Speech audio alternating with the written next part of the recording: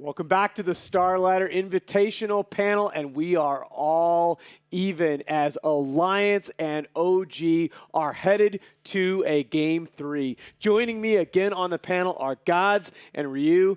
Guys, Alliance roar back in that Game 2. What went differently for the Star Ladder Season 13 champions? A couple little tweaks in the picks. I think the big thing is running that bat right in the offlaner. They recognize the fact that the hero pool they were kind of putting Bulldog on wasn't working for them, and they said, look, we've got this bat, it says for his hero, but we're picking bat because it's going to fit our playstyle. Also, the fact that OG didn't have any way of counterplaying the lasso, so they said, look, we need another damage dealer. There's no good offlaners. Let's get S4's Quap. S4 came up. And his Wisp, I mean, normally we see the Wisp plus the Queen of Pain for Na'Vi dominating that mid lane. What he did is he made sure that Bulldog had a nicely timed Blink Dagger, and he just went back, stacked the jungle for him up there in the top lane. We saw them treeing, I don't know how, deforesting there. There you go. And then you had him going back into the jungle and stacking for Bulldog as well. So the support play there from EGM was just on point, and I think that helped out a lot. Obviously, talked about it setting the tempo there, and then S4 had a really nice game. We talked about it enough where he was like, what? He blinked into the rune, and that was just like, okay, well, he got out S4'd, right? Because he got S4 ruined on himself, poor guy. And then afterwards, it was just all him. It was really nice to watch. I think with Alliance, they were the ones getting the jumps. They took the initiative this game, which is what we didn't see last game. And a lot of that comes down to what Batrider brought to the table and the fact that it very quickly became this 4 protect 1 for OG, where someone's always getting picked to the side of the fight. Yeah, the pick wasn't onto the PL, but Batrider just kept jumping in, lassoing. Most of the time in the early to mid game, it was onto No Tail's Brewmaster. Later, it would even be onto a support, but it was always a numbers game for Alliance where they just had the superior firepower. It was really weird for me. Like, both games, Enchantress did absolutely nothing. And this time around, where we saw Infernal Blade on Doom first, he didn't get a creep to start off with. And then I think he might have even had to skill up the Scorched Earth at level 2, so he wasn't even working with the creep until maybe level 3. And then the Enchantress didn't come help him. Moonfed, like, I want to say at least a good, I know 2 times, if not 3 times in the bottom lane. He was just completely shut down by this Lifestealer. And it's just, you haven't played against this hero in such a long time.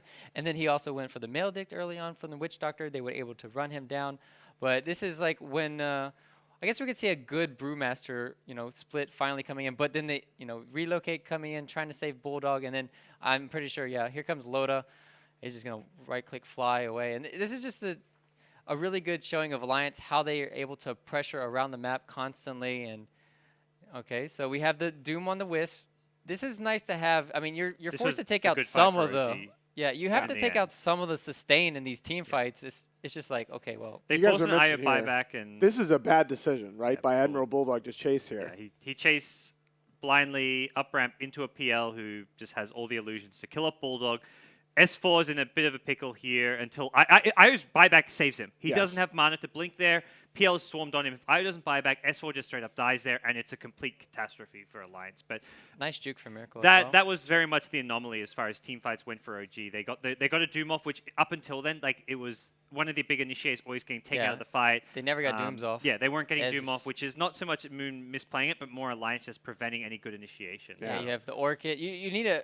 It's kind of like where you need a BKB and a Lincoln Sphere that game, kind of for like you're doing, because like one's for like the Orchid and then one's kind of like for the lasso. It's just, and this is where Miracle, he tried to make the nice play, he tried to keep his team in the game, but it just wasn't enough. And yeah, but pay attention to me. What strikes me is the net worth distributions in some of these replays that we're seeing. This is very much the same problem that OG ran into at Shanghai, where Miracle, again, we've talked about this, he took up about 33% of his team's farm. That was the highest of any player in the tournament. And just 4 protect 1 these days, Gods mentioned this in one of your recaps, 4 protect 1 just doesn't work in this particular patch with kill bounties based on hero net worth and with these single target initiators like Batrider and Beastmaster being huge in the meta. You just can't have this one hero that's that far in front of the rest of the team. Yeah, so support items just bring so much to the table with the new items we're seeing, the Lotus Orbs, the Glimmer Capes, all these things become crucial in a late game, and you can itemize around a PL when your supports have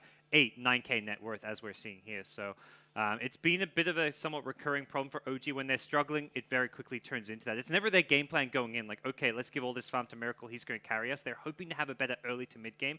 If crits ganks work on the Enchantress, then you don't see No-Tail suffering for farm on the Brewmaster. He probably doesn't even have to go into that desperation catch-up farm Midas build, but when OG is struggling, it becomes this. Very reminiscent. I mentioned the Terrorblade game where OG got eliminated from the Shanghai Major, where it's like, wow, Miracle's playing a hell of a Terrorblade game. He's top of the net worth chart for the entire game. Can he carry it? And at no point did he really actually come close to doing anything in a team fight, because he's versing 3-4 farmed heroes who have all these items to negate what his hero can do. PL a bit more versatile because you can counter some of those items like with Diffusal Blade, but even so, it's never a hero that can solo carry it. Yeah, you saw the desperation, right, as Brewmaster picked up the 25-minute Midas in a desperate attempt to get caught up in farm, but it was just too little too late at that point. I think we were just a little bit too caught up with how many disables they had, and then they had like no burst damage, especially when you're against this Wisp plus Witch Doctor dual healing lineup, and you just have to have some force, some kind of burst damage, like that Queen of Pain we saw S4.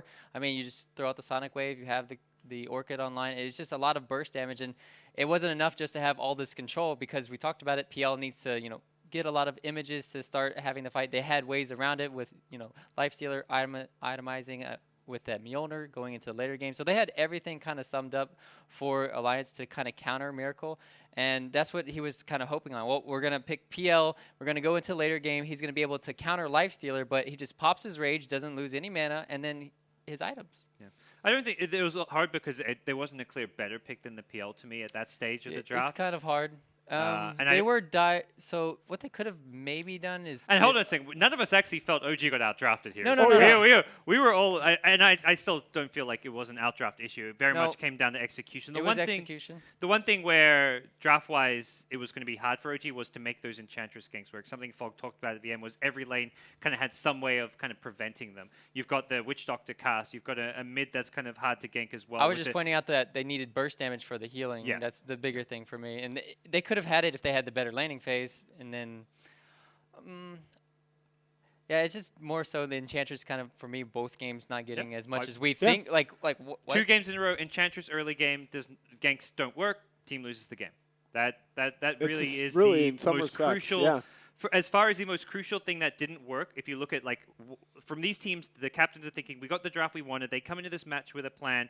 Why did their draft and strategies not work? The Enchantress is the big thing. I think both Alliance will look at in game 1 and OG look at in game 2. This pick did not accomplish what it was set out to do. Yeah, and I think we were talking about this on the panel during the game, that we talk about players' hero pools all the time. And one of the things that is a real treat to watch at this level of Dota is these players' hero pools are much deeper than they appear just from watching the team's matches. They can play a lot of heroes at an elite level. So, while Bulldog may not be as famous for his Batrider play as some of the other more iconic heroes like the Nature's Prophet and Lone Druid, he played the hero just fine in that game. And more importantly, the team plays well around him. And when you can pull out the S4 Quap now undefeated as well as Lifestealer.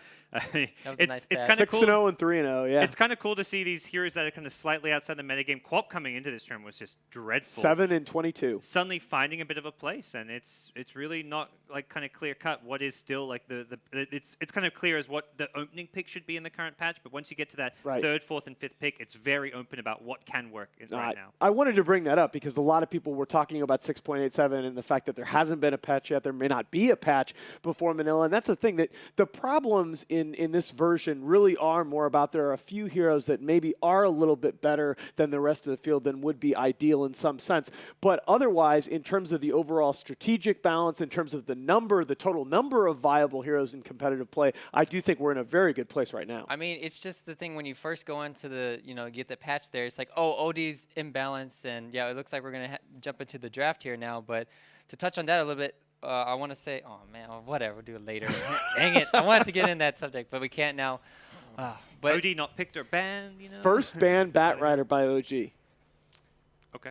They have first pick, so they're kind of expecting a 1-2 punch from Alliance that's going to, again, involve... Batrider's good because they've shown it's not just an S4 mid, it can be an offlaner. That flexibility makes this pick even more important for them.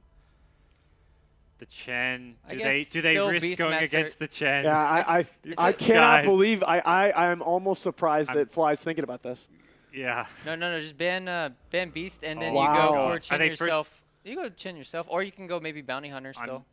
I don't know. Oh, Bounty. The crit Bounty is... Crit Bounty is pretty scary. It's interesting. I just would be... your game plan game 1 and game 2 is very much like, let's not give them Chen. That was exactly LGD's game plan when they... As far as the opening draft goes, and... Yeah, I kind of feel like OG probably intending to first pick. I just don't feel like OG have impressed me ever that much with Chen. It's not that it was been a bad pick for them. It's just never been like, oh, they want to first pick this hero more often. No, they're not a bad Chen team, but I mean they're just their players that play Chen have a lot better heroes in their pool.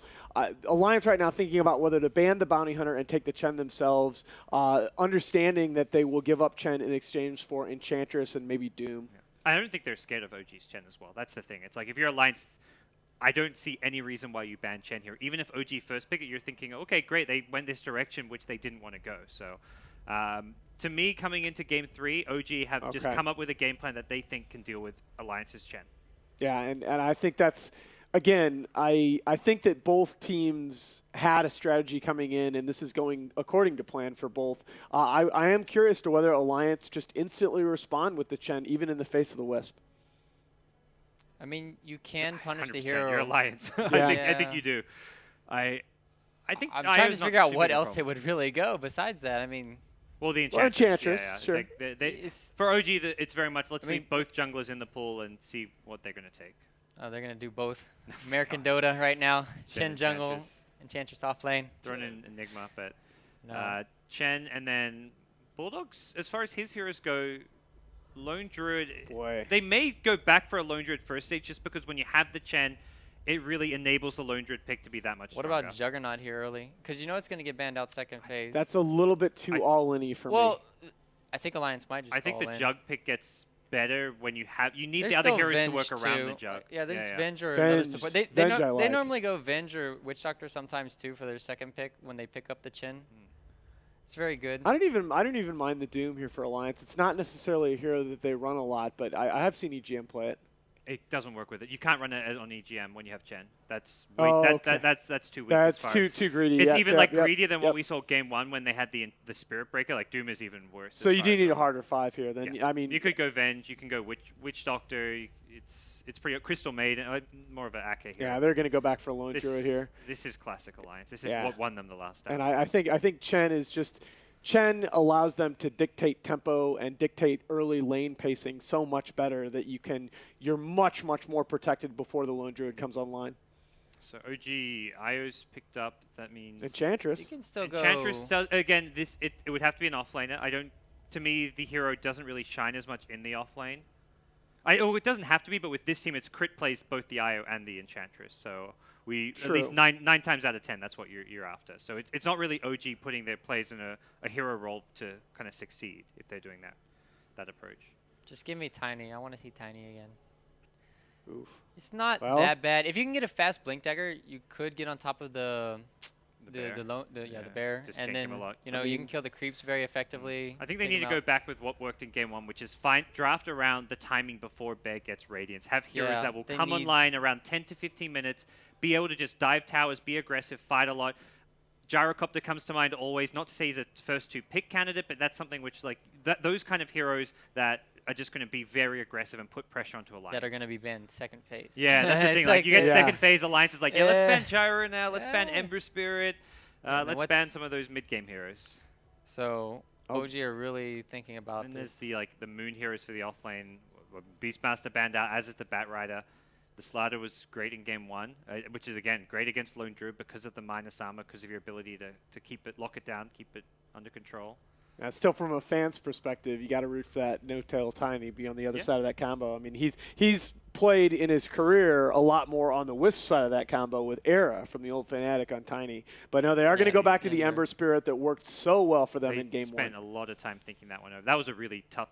This is the most crucial stage of the draft right now. Well, not so much most crucial, but the hardest decisions to make, because it's like what is our priority before we get to that second ban stage when they will ban Ember and ban Gyro and take out those mid-game tempo controls. Yeah, and I think the open from Alliance where they're getting 2 of just their absolute iconic heroes almost forces you to commit to something there. And they're going to get an iconic hero for S4 and Loader. You Yes. can't ban them all. Yeah, you can ban out the Juggernaut because of how well it goes with the Bear. You can ban out the Puck because it's that Yeah, staple I was gonna S4 say mid. both of those heroes. I think you have to but ban out both of those. there's always alternatives. There's alternatives, You'll but get those are the Quap. the two You'll get strongest. the Quap for mid, then you'll get something else for Loader that's a bit like a tempo controlling. Quap a can gyro. Quap can be shut down by the Ember Spirit. We saw it, and Yeah. with his Searing Chains, it's a Not lot bad. better And to Quap deal and with it. Puck both vulnerable to that, right? Yeah, more so the Quap then, because at least you can phase shift dodge it at some points and then have that reliable. But hey, AGM, how's it going?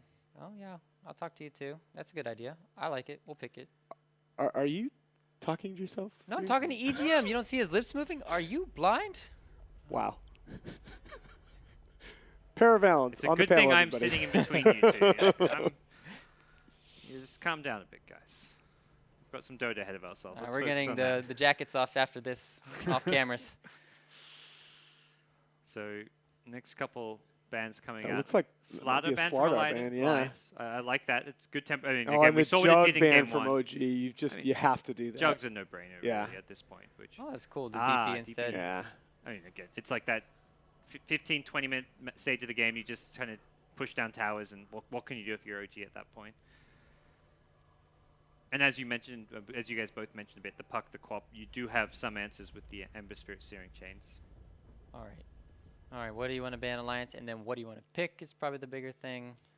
Well, the unbelievable thing to me is that the Enchantress is still on the table. How many times has Enchantress made it to phase 2? I guess it's Yeah. not going to get banned now because we've both talked teams have about it picked though up because we saw alternatives. Enchantress being underwhelming both games. Okay, so if you True. ban Well, Witch true. Duck, I think it's less that. I think it's more for Alliance. You prioritize Chen over Enchantress. For right. OG, It OG just actually doesn't work in the prioritized Io over support duos. Enchantress. Yeah, that's Io. right. This that's is just right. the anomaly because both teams have a hero they prioritize over Enchantress, even though they both would probably pick it. If you banned Chen, Alliance would pick Enchantress. If you banned Io, OG may have picked Enchantress. So it's just kind of the exception this game. Yeah, so what's your premium 5 position here? You default to the Venge? I think Lion now. I think you default to Lion just Oh, because of the Lion's Ember good. Spirit. Oh, that's actually a good point. Yeah. I like it. I think it's. I don't think you should go for the all-out push just with the Vengeful Spirit because that's going to be Well, harder to siege the high ground. You And can then, go for heroes that push with a lion, and anyway. if Rasta, I Right. guess, is too.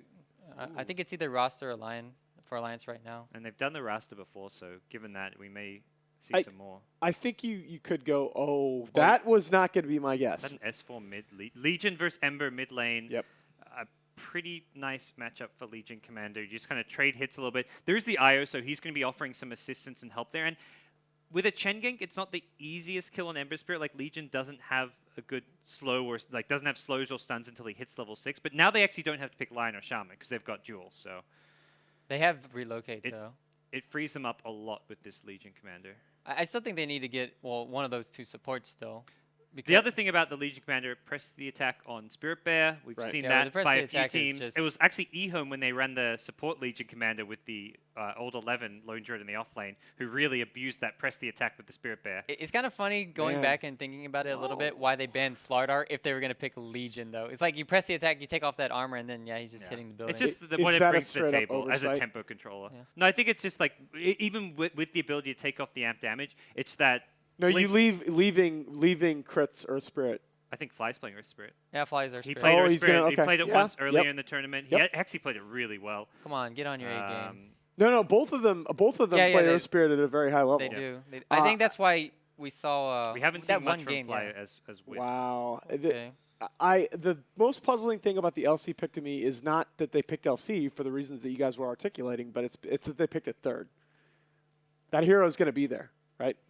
It's always going to be there. Yeah, but what they like to often do is leave that fifth pick wide open for Loader because his hero Fair pool enough. it goes all over. It's very easy to much easier to react with your safe lane carry position and wait, and you often want If to they wait don't and have see the what your jug, they opponents go just for. leave him the last pick. Yeah. Man, And you this don't know. is a You also throwback. don't know what offlane you're going against. Now that you know you're versing a Tide, it makes it a lot easier to know like something like a Gyrocopter is going to be better because you're not worried about the anchor smash and the damage negation when you've got the rocket barrage. So because you don't know the enemy offlaner, saving Loader's pick does come in handy. Yep. With that said, there is a small chance Legion can go safe lane. I just don't really see that being a very strong lane with Oracle. I don't know if I've ever seen This is- S4 or this has gotta Loda be play something it. they've been That's why scrimming it's with. going to be very fun. Yeah, I think it's a mid. I don't know. What do you think, Ryu? Oracle Legion Commander dual lane in the safe lane? I think like I don't know. 70-30. Yeah, I don't really like that. That sounds. I like 70% dubious. mid, but I would say 70% mid, but they have, tons of options they can go for. I do like the Tide pick, though. This is a hero that briefly came back to prominence at Shanghai. Secret, in particular, were running Tidehunter with Enigma to There a was lot really of success. nothing left for Miracle, or not Miracle, Moon. And Moon has played this hero in the past, so a little bit of a history there. I really do like the Chaos Knight ban out of Alliance. An obvious Whisk combo, and you're probably, at this point in the meta, more scared of that hero than a Tiny. Yeah. So OG very little wave clear at this point to deal with the push, although, I mean, the push is coming mostly from the bear and the Chen creeps anyway, so at that point you're...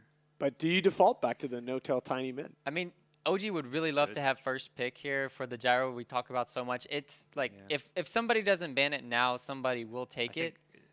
It's really good for OG. I think it's fine for Alliance, but it's not like I think for Alliance there's a lot more just open picks for them. Yeah, really, Gyro was going to be my pick for Alliance. I guess you could go back to I was Lifestealer, about to say, I actually thought they were going to go Lifestealer again for a second. Lifestealer is a really good counter to Ember Spirit going into the later game when you get the Abyssal Blade, able to lock him down. You'll have the duel as well we talked about. It's just going to come down to the relocate saves. And I like the Tidehunter 4th pick there. That's just because it was after the Oracle, so they can't really have the Rubik pick as we talk about. That can help out tremendously when they're going for the team fights. When you get the Ravage off, even though they might get False Promise, then you just come in over the top with a huge Ravage, and then Oracle shouldn't be in range to get off that, or shouldn't be in range maybe to get it before or after the False Promise. And, well, for Alliance here, it's really weird. Like, it's either Gyro or... Wraith King? Can you get away with... Wraith King? Ooh, that's a load of classic. That's a bold call. That's very... No. Okay. All right. And it is going to be a safe lane LC. Crazy. Wow. You want Meepo? Oh, get out of here. I really... Actually, this is a great Meepo game. This is a good Meepo. But Queen of Pain is so bad right now. Legion Commander, though. I mean, Meepo can just absolutely ruin Queen of Pain. Well, it goes after he gets both ways. blinked. After he gets even before. In the laning stage, it's really hard for Quap. Well, yeah, in laning stage for the mid, but Chen rotating around, I think. Yeah. But you have Earth Spirit too. Bristleback. Okay, guys. Baby. Quick predictions here. I go second on predictions. Just so he can say the opposite of me. Yes. Alliance. I predict him at the start of the series. I'll stick by him, and I'm going to go with Alliance. Yeah, I kind of want to go with that, but I'm going to go OG because I stuck with them too, and so. I'm going to go OG, and this is one game to rule them all. One of these teams will go home. One of these teams will be left to sweat come Manila Invites Day. One will move on in the tournament, and we're going to go back to our casters, LD and Fogged. Thank you very much, Alan. That's right. We're live here at Kiev Cyber Sports Arena, deciding game number 3. OG taking on Alliance. Fogg coming into the series. I had OG. You had Alliance. I'm going to stick with OG. Are you standing by your boys from Sweden? Oh, come on. Man, I wanted to go with OG this time. You know what? I'll stand by my Alliance boys just because they have the Ake-Chen, they have the Bulldog, Lone Druid. They have basically comfort heroes. I'm just wondering about this Legion Commander and the Oracle. Those are the two big ones for me right now. Oracle has not had a great win rate at the tournament. Not to say it can't be a strong hero. It just hasn't worked out. But I want Legion Commander to win. Let's go. The Legion pick. I actually really like it. We've seen the Lone Druid Legion Commander combo before. I think it was actually eHome running it with LAN on playing as a support Legion Commander. But this time it will be a carry for Loda. And you basically just keep on throwing press the attack on the bear, and it gets absolutely out of control. When they did that, they even had a Quaswex Invoker, so they were also throwing Alacrity on the bear. It was just insanely strong. We won't quite see that level. But what about the Oracle? Why do you think Alliance went to it this game? I think it was just a nice and safe pick, some burst damage added into their lineup. And then I was commenting to you about the guy on Reddit who said, whenever you see somebody pick Ember Spirit, pick Oracle and follow him around, and it's going to ruin his game. So maybe they're going for something like that, but it also gives you the save as well, which is going to come in handy at multiple different times. So we'll see what your Reddit impression. I mean, that's how I read it. When you look at it and you're reading it, you're just like, this guy definitely doesn't like Ember Spirit, so he picks Oracle all the time. He's role-playing a Water Spirit, I guess. Yeah. All right, here we go. Game 3. Rune's getting ready to spawn. Crowd's hyped up. What a hype day. Both series going to Game 3. And Alliance going to be controlling the bottom rune here. On the other side, it looks like OG will get the top. So Miracle going to be grabbing his early bounty, S4. His as well. So it does look like Ake is going to be emphasizing on shutting down the top lane, which it was the Tide Hunter, but now they actually they switched it up. They're putting Tide bottom versus the Lone Druid and having Bristleback top. Probably going to see some rotations come out of the Wisp there. But he doesn't go for the bottle. We've been seeing Crit doing this over and over lately. He buys the stick, he buys the gauntlet, and he gets just some regen on himself. Hello, Fly. In pretty deep here. Uh-oh. And Alliance doing some heavy damage, has the rolling boulder. Got to roll out. But they still force it out nice and early, and he does not really get too much done. Looks like he maybe wanted to try and bully the Chen of Ake a bit, but Ake will find the early Hellbear Smasher and get to work. Yeah, and again, Ake did port into the middle lane, and he ran top and put the ward behind the tower right away, or on that cliff that you see there. You know, it's kind of a big deal that he took all that damage, where normally it wouldn't necessarily be, because he does not start with a salve here, and Rolling his in on HP is mid pretty lane. low. He rolls in. First one's a miss. S4 looking to turn this and punish. Pokes him with some auto attacks. Meanwhile, top, though, this could be the first blood. No Tail dropping quickly. Looks like they did bring in the Chen creep, and it is a connection. Alliance strike first.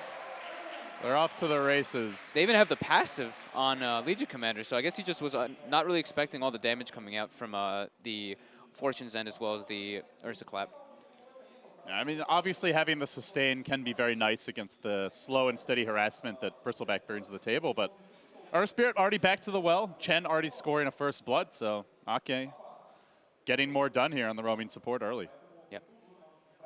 As for our mid lane, though, Miracle, 8-3. S4 sitting around 7-2, and he's still got 2 creeps to go for this wave, so could be slightly ahead, but this is a really good start for an Ember Spirit. Is this a matchup where you expect him to do this well?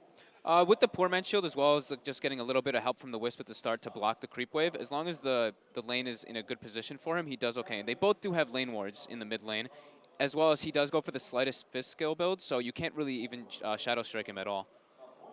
I'll see Miracle for now closing in on level 4, and Ake prowling around in the river trying to decide which lane he wants to gank next. Yeah, just kind of emphasizing on that.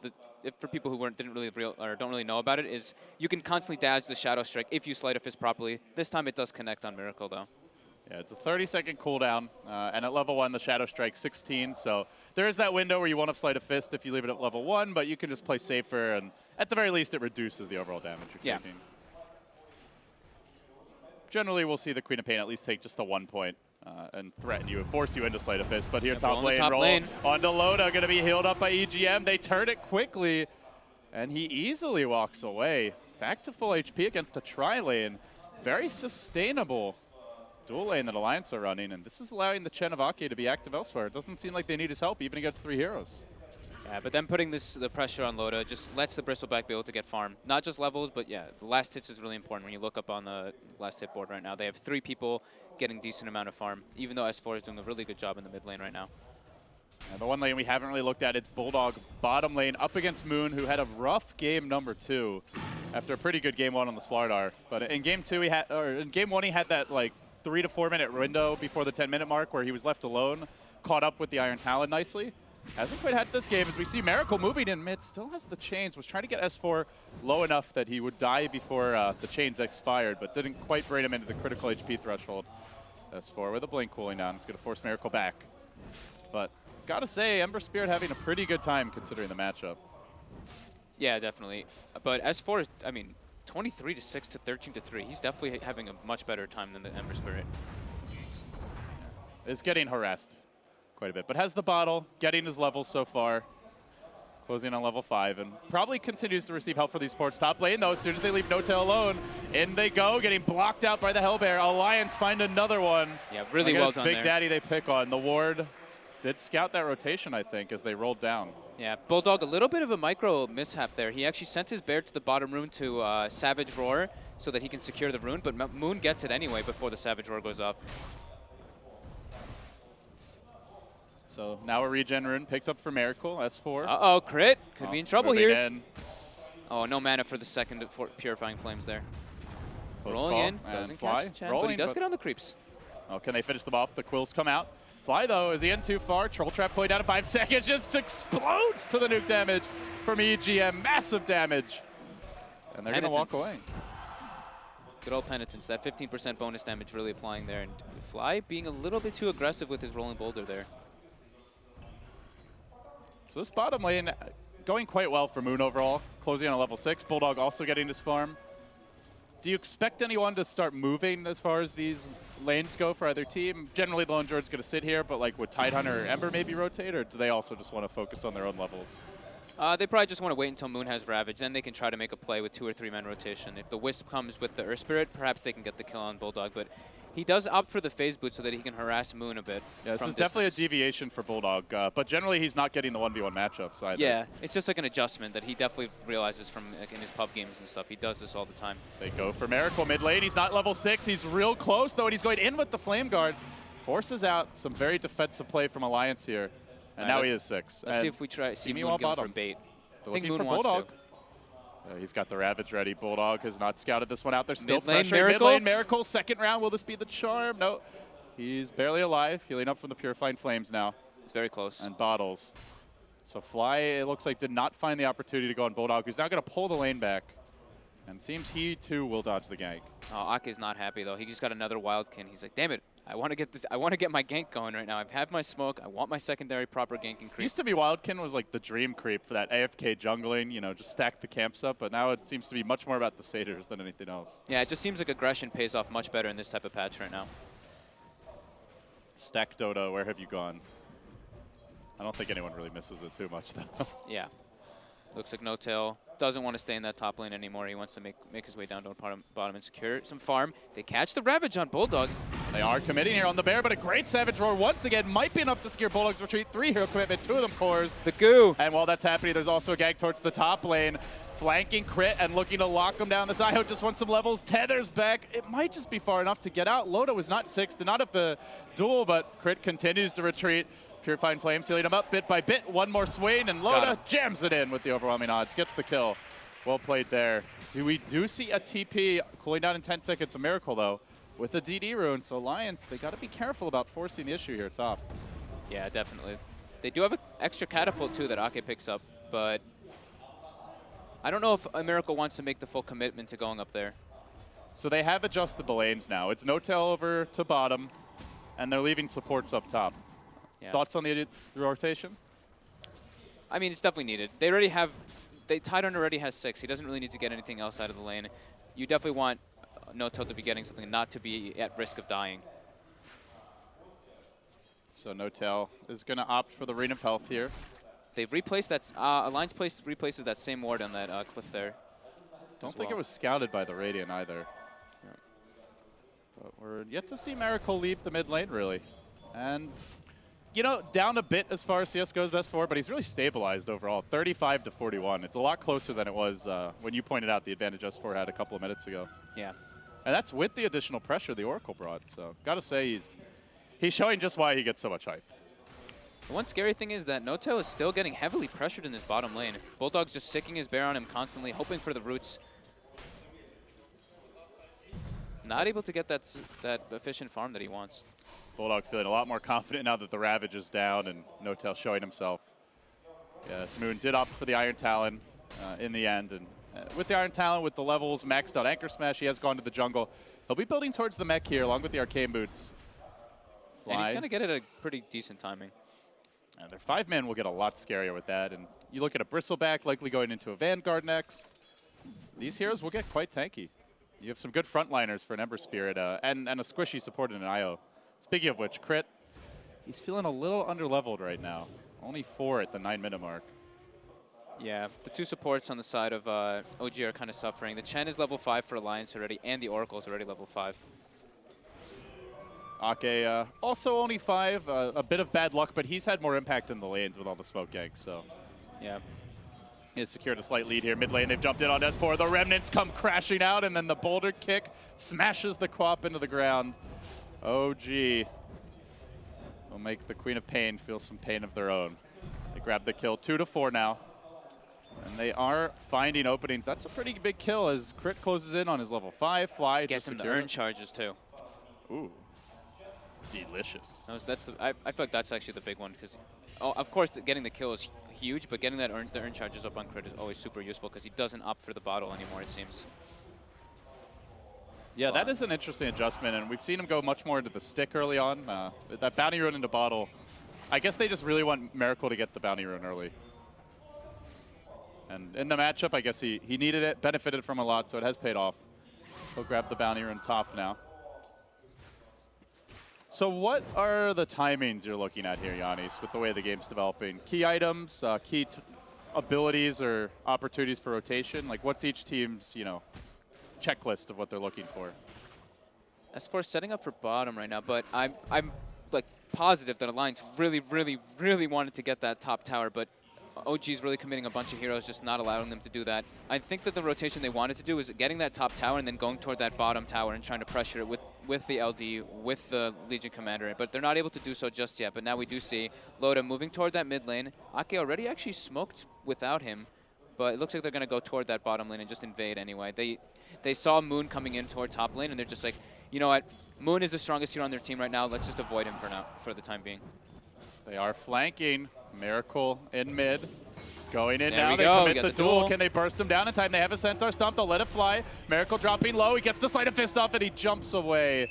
Didn't have the correct amount of chain stun to finish the job. Yeah, I think Ake really rushed the stun there on the Centaur stomp. The duel was still going on. I think they actually could have gotten him. Did he get off the boulder toss? Yeah, he got the boulder toss off, but the stun went off when the duel was still going on. It's a really long disable. Yeah. Even at level 1, 4 seconds in. I think it was like 2 seconds in. So. But at least it baited a bit of a reaction toward the mid lane, and now they were able to claim that bottom tower and get some damage on the tier 2.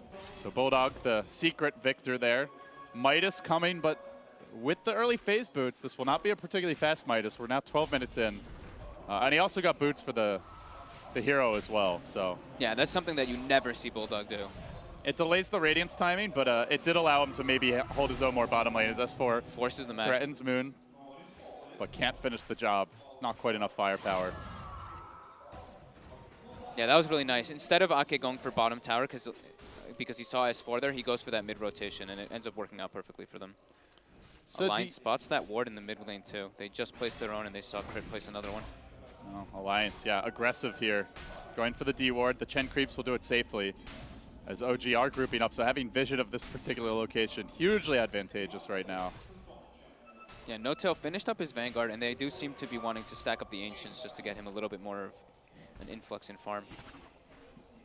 And that was what we saw the Ember Spirit really brought to the table in Game 1, was the opportunity to play for the late game, to not feel any pressure to force the issue, even with the lead, and they would just find pickoffs when they were convenient, not like be pressing too hard to get them. Yeah, and Alliance spotted that Invis rune, so they're just avoiding that mid tower completely. Same thing, avoid Moon, he's got Ravage up, he's got the mech. There's no point in being there. Just let Bulldog do his own thing bottom, try to delay them a little bit, and just play in the enemy jungle. Oh, they scout out Ake here. Miracle wants to go. The TPs are coming, pings are out, and Moon flanks. Will he get there in time? Miracle tracking Ake down, finds the secured chains. Delayed in level 6, maybe goes for the stop. They gotta leave him. And they throw a boulder there, but the Remnants forward will end him. And Fly celebrates it after the fact. So now Relocate about to come out. And they also have Magnetize. So these slightly underleveled OG supports are getting their level 6s at long last. Yeah, that seems fine though. You know, you only lose your Chen, you lose some of the creeps, but not the biggest deal because Bulldog was able to get more damage on that bottom tower. And I think he is not going for the Radiance build. Okay, he's going for the Maelstrom this game. I think they want to actually set up on S4 here. They have Ravage. Are they considering this? They might be able to get it here. Fly scouting him out. He goes for the quick kick, rolling in with the boulder, toss the Ravage. Oh, it actually went right through him. The tentacle just pierced his hero, but apparently wasn't actually in stun range. Miracle's still dead, though. Miracle chasing him down with the Flame Guard. Oh, mid-blink, couldn't quite get out. If that Spirit didn't hit him, I think he actually may have lived there. Top lane, getting pressured. That was bizarre. It clearly looked like the Ravage should have hit him visually, but yeah. It works out in the end anyways. Loda duels No-Tail, preventing the Bristleback from offering anything, and it is the first duel victory of the game. Alliance make it 5-4, but nothing comes for free for either team. Yeah, now they're going to build the pressure this top tower. Miracle is there to kind of deter the push a bit, but inevitably I think that top tower is going to go down. Do they try and hold? It seems they want to. Miracle popping the Flame Guard and now engaging after the Oracle's already tried to purge him. And he'll get that extra damage on Loda, but the Savage Roar comes through. They don't have another stun. Good control there by Bulldog, allowing Alliance to retreat safely. And look at this. There is no Midas. In fact, Bulldog says, I'm going Maelstrom. Maelstrom, yeah. This very is weird. A throwback Lone Druid build. I'm actually curious now. When is the last time we've seen a Maelstrom Lone Druid in a... Certainly from Bulldog, it's been ages. Yeah, it's been a long time. I guess they just want to be able to have the timing sooner. They want to be able to push these towers down early. And they know Ravage is down right now, so this is the time to be able to try to pressure lanes. However, OG does not want to drop towers. They are bringing 4 or 5 heroes everywhere that a tower is being pressured. They want that bear, but it does manage to get up the Savage Roar, though the kick comes through anyway. They're trying to heal it up with the Oracle. Not going to happen. EGM ends up going down, and now the chase onwards. S4, they get the silence. Really good control, but he does blink out. Another kick comes through. It connects on 2! Fly! Nails it straight down the middle. That's 2 kills in the end. Almost got a 3rd out of it.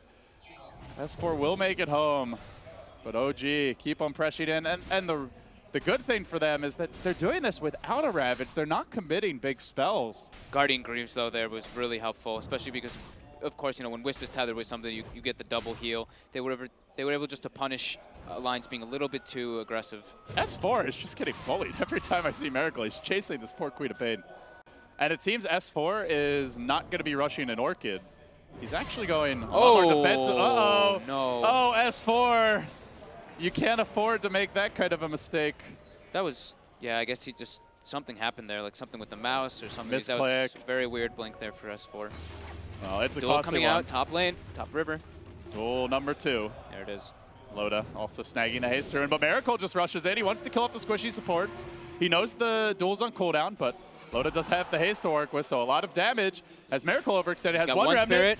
It's so Miracle's slow. turn. Oh, he just got a little. Oh, is he gonna live? Is he gonna live? Barely survives. Oh, the timing was just right for him. Slightly off for S4, but it works out in the end for the Wonder Kid. EGM though, team. Where's my team? He's not going anywhere. But S4 looks to turn this, perhaps, has his ultimate. They're slowly working EGM down as the false promise expires. They will kill him off. Now S4, nuking Cran, but he chains again. He turns desperately with the quad bolt. Again, he pops S4, 0-4. That is not the performance they're expecting of his Queen of Pain. And here from the rear comes Fly, goes for the kick through, and they get to work. Loda with the duel, no tail dropping fairly quickly, but Miracle standing strong. The magnetize, a lot of work. Can Bulldog gain on the chains are there, perched off immediately, and they chase onwards. It's not Alfredo, it's the main Bulldog here doing the work, but it's not enough. Moon shuts them down. 4 heroes back to the well for Alliance, and the 5th is running for dear life. And Miracle's full healed there. Guardian Greaves plus the Wisp. Relocate coming out. They're looking for Loda. Blink Dagger's on cooldown. Miracle thought he was going left, but doesn't seem like they're going to catch him. They committed a buyback on the IO there, but oh, well worth it. Oh, Miracle is everywhere. That's such a cool interaction, too. You saw how when he remnanted top, it just didn't move. It's because the Fortune's End stops movement. So your remnant just doesn't move because you have no movement. That was I really didn't know that that's the way it works. Yeah, and he just like, you normally at least get a couple of units away, but Miracle. they're trying to keep him alive. Crit with the tether in. Loda looking for duel number 3. It's not going to happen. This time it's another kill for OG as Miracle continues chasing forward. They banned this hero second phase, so OG took it earlier in this game, and you could see why. The Miracle Show is live here in Kiev, and Alliance seem to have no answers for him at this point. EGM in the trees. Can he TP out? That's not going to happen. Another 4 heroes. Self-destruction sequence activated. Alliance are losing it. OG they're doing such a good job at responding to these pushes. They don't care if the Ravage wasn't up like you were saying before. They just don't want to lose those tier 1s, which I think is extremely important to them. If they lose that map control versus the Chen, it can be devastating. And you're seeing Ake is getting punished so heavily because of this, because he's not able to get the towers. He still doesn't have his mech. Well, we need to take a breath, but more importantly, Woo. I think Alliance do, Fogged. Yeah. How do they calm down, reset, try to look at the state of the game? There's been some individual miscues, some team decision-making that obviously hasn't worked. What should they be doing? What's the way back into the game? They need to chill out, honestly. They keep getting outnumbered in these team fights. They don't have everybody there. They don't have the creep army built up or anything. They need to watch out, because every time they're taking these engagements, it just feels like they're getting outnumbered. So is it about not fighting, just being more selective as to when you fight? Definitely being more selective as to when you fight, but at this point now, it's very scary because ideally with Chen, you want to have another tier 1 tower, but now Fly gets dueled up. Oh, it is another duel win for Loda, stacking them up. But Moon is about to get a Ravage, and the Guardian Graves keep him in fighting shape a bit longer. Now the relocate comes in, the punish again from OG. Looking for Loda too. They're going to try to run him down with the Bristleback, the IO they will. A double kill for Crit. Miracle hunting for the third, but S4 able to retreat. Again, just getting outnumbered. You know, they get the nice kill on the Earth Spirit, but at the same time, they just bring in another, like, 2 heroes. They have 1 hero already there behind the Earth Spirit, and then they just reloc in 2 more. And they're hunting for a third kill once again. Ake could get caught out here. The Queen of Pain comes from behind and just disintegrates IO. And will bring down Crit, but it comes at the cost of S4. It's going to be 4 heroes from the looks of things. Sleight of Fist makes it so. Godlike miracle. Another quad hero takedown. OG, I think their 3rd or 4th of the game. It has been a bloodbath and mostly favoring them. And now Miracle has completed a Battle Fury, but he's doing it by farming heroes. Now 9-0-9 with a 7-3-10 Wisp for Crit. 2 relative youngsters here on the top tier 1 Dota, and they are showing just how much they can get done. But you can feel No-Tail maybe overextending his own right. Loda collects victory number 233. Typical Moon. And they're moving in. Moon overextending as well. Healed up for a bit, but he'll burst. So Alliance stabilized. They get 3. Yep. They also ended a decent streak from the IO, I believe. But I just see OG moving forward. They just want to go right back in. Yeah, I'm really, I can't say it enough. I'm really impressed how much they just needed to defend those tier 1s, and they did it perfectly. S4 gets caught. The chains are there again. The physical damage is almost enough to kill S4 instantly. He could have gone for the Remnant into Slight, but he wants to play it safe. Miracle, oh, another Slight. Gets troll trapped, kept away. Meanwhile, at the Roshan pit, there's also action breaking out. And Fly has a Magnetize ready with heroes fairly low. Miracle trying to corral heroes on their own, and it's Ake who he catches. A quick chains into a boulder smash. All they need is 1 more roll, and this one's on point. Fly might have gotten laughed at by his team, but he's getting the job done here on the big stage as EGM is in the pit, goes for the TP out. Miracle, chains going down, will Roshan bash? Oh, not quite. But this does mean Chen out of the picture, Oracle back to the well, with OG marching in the pit, and they have an item that has been mostly forgotten. It's a medallion, and in this case, could be big. Look at Alliance, though, as they sweep around, trying to set up. They have a level 2 Queen of Pain ult. Can they maybe steal the Roshan? S4 went for Can they find a way into this pit? It seems no. They'll forfeit it, and Miracle, who's already been almost impossible to kill, in fact, so far hasn't died, gets even harder to kill. Huge wins coming out there for OG. This is such an intense back and forth game, but it is starting to pull away for OG now. With the Roshan kill, about a 7,500 gold lead, closing in on and possibly even peaking over a 10,000 experience lead. And the way Alliance have itemized as well, it's not as much for the late game. It's a Blade Mail Blink Dagger Legion Commander. There's no Radiance inside the Baron. Here we go. The kills that they need. Loda blinking forward, 62 dual victory damage, but might get punished. The Ravage connects on 2. They want S4. Yule Scepter's there. Gonna need 1 auto attack. Sleight of Fist, chains, Miracle again. Shutting down S4, 1-7 to the 9-0-11 of Miracle. We can clearly see who's had the upper hand in that particular matchup, and Loda will be next. 2 cores down for a support Earth Spirit. Fly is going to take that trade all the way to the bank. He even finishes up the Mjolnir in this instance on Bulldog. It limits the comeback options pretty severely for Alliance. Means they need to be taking some fight victories. Haven't seen too many, as Moon will get caught out by the Oracle, throwing in the Fortune's End. They're going to kill the bear. But they might kill the bear. With the medallion, it's a lot easier to bring down. He's avoiding the Savage Roar. Nice play there by No-Tail. And that's 300 gold and experience going OG's way. A tier 1 as well. Maybe a tier 2, but they do not have the Ravage for now.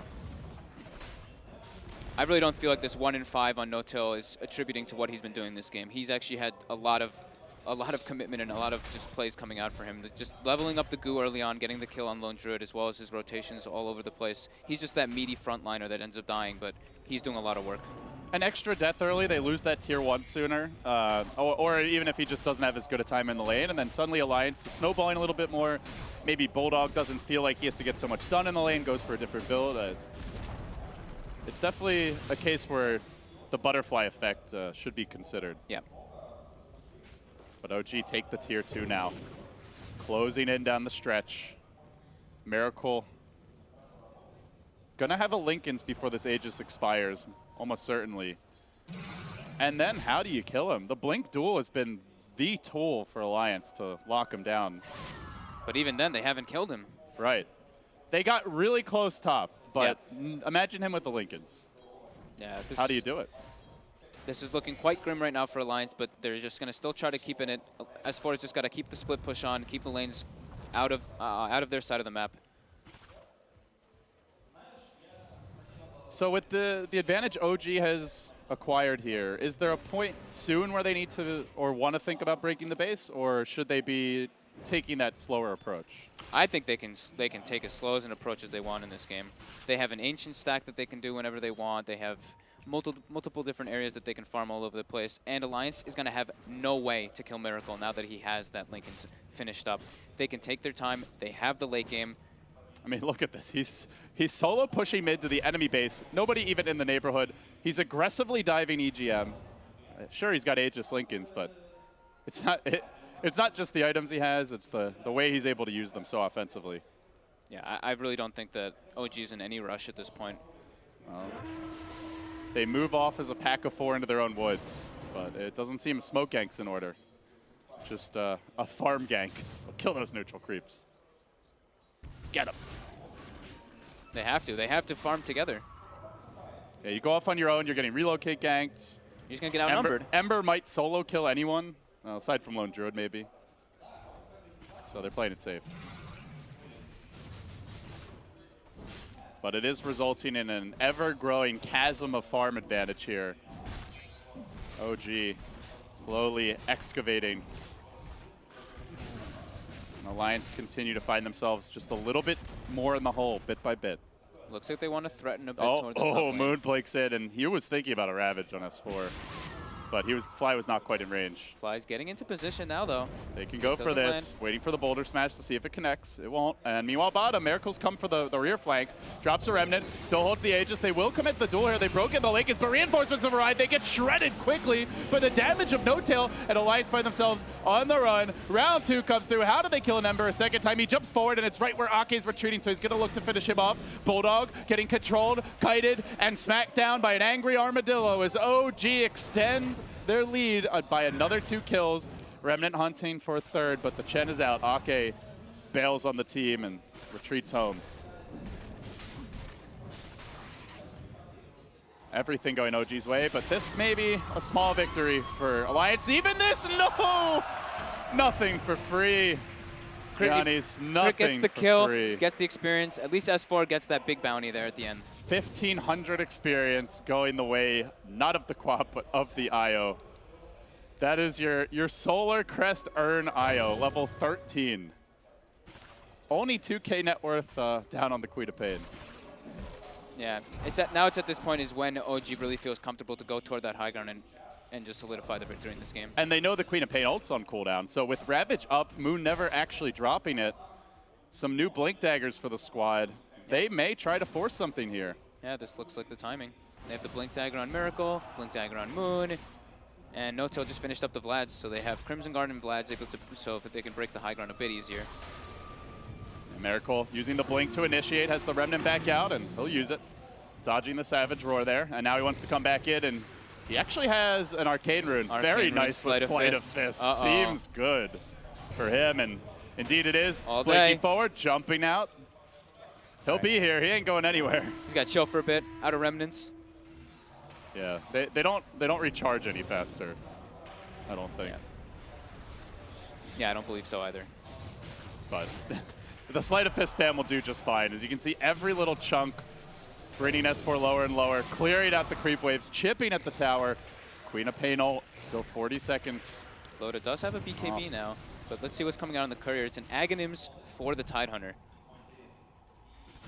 Every 4 seconds, Alliance getting chunked. And at any moment, there could be a Blink Ravage. You really have to be mindful Yeah, OG's they're just keeping them in their base. They see the side lanes are pushed in. There's no way that Alliance can get out there, and this is the moment where they're just going to go for the high ground push. Oh, and now Moon has completed negatives. Yep. So you've got your long range AoE gush. More spam to go with the Ember. It's a pretty cool combo if you think about it. Just lower everyone's armor and then go in for the Sleight of Fist.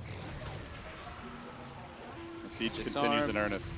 BKB coming out. now committed. Loda going hard on No Tail, but Miracle says, great, you're going to ignore me. And then there's a relocate. So he brings it back to safety. Ravage is still available. They Alliance expended the Quapple, they expended the Duel. Those are their everything. only real team fight ultimates that they have. And OG basically used nothing aside from relocate. And now they're going to look for the jump. Moon is ready to swag on some heroes. Get ready for the Blake Ravage. Get ready for the belly flops. He's holding it patiently. All right. Maybe Moon's learned his lesson. He's waited until game 3. He's just being patient. I mean, we saw him do it a bit prematurely in some series in the past, but this time he's holding it, like you said. There you go. On to 3. Alliance, no chance. Eviscerated. Slaughtered. Completely destroyed. They have still not killed Miracle. 12, 0, and 16. Even Crit is having an incredible game. 10, 4, and 16, and there it is. GG. Wow. I really have to attribute this win to OG just because of how keen they were on defending those tier 1 towers. Like we were both kind of saying, they didn't have Ravage, but it didn't really matter. They were just like, if we lose these towers, that's the only way that Alliance can win this game. They have the early game push. They have this very heavy pushing lineup. They don't have any team fight ultimates. If we're just able to hang on to this game, hang on to our tier 1 towers, we're gonna just close this out. How scared are you of this OG team? Do you see weaknesses? Do you see like a particular strategy the team should be taking towards them? Game 2, Alliance was pretty comfortable, but Miracle got the Ember this game, and it just seemed like they had no tools to deal with them. Yeah, I'm really not too sure. They're looking really solid right now, and when they get the heroes that they're comfortable on, you see what happens. And they will be playing vg.reborn next, so looking forward a bit to that match, which I believe is the next match coming up. Yep. Who do you favor? Is there a clear favorite, or do you think this is more of an even showdown? I'm going to say I favor OG just a bit because Miracle has been so dominant, I guess, in that mid lane, and they give him a lot of help. So I'm a little worried for Mikasa because they don't really help him out too much. Well, apparently No, who their mid player who didn't get his passport, stayed home. But we've got an interview. Here we go. Gather yourself in the break and after the second loss and do it in very fast. I think we just are getting more and more comfortable playing here. Like we hadn't played officials for a long time, and it feels like every time we play on stage, it seems to be easier. It's like we're more comfortable. So the next match will be much more easier for you. You will feel more comfortable. I mean, the matches are never easy, but we will. I mean, we're getting more and more comfortable, and I like to think that we're going to be playing better and better. I hope you are not very tired because you have a very difficult next match. How do you feel? I mean, I do feel tired, but I'm used to it. I play computer games, like being tired. Okay, thank you very much, and have a good next match. Let's go to analysis and see what they think about that.